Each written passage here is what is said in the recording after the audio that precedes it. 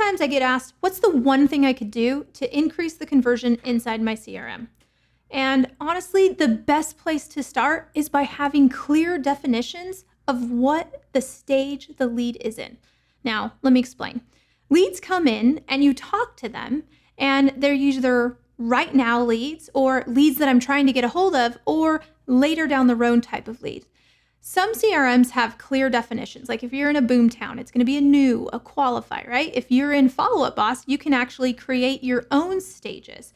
But the most important thing you can do is define what each stage means and how a lead gets into that stage and how they come out of that stage. Because with clear definitions, you're actually able to move through your lead follow-up much quicker, and you can prime yourself for the kinds of conversations you should be having.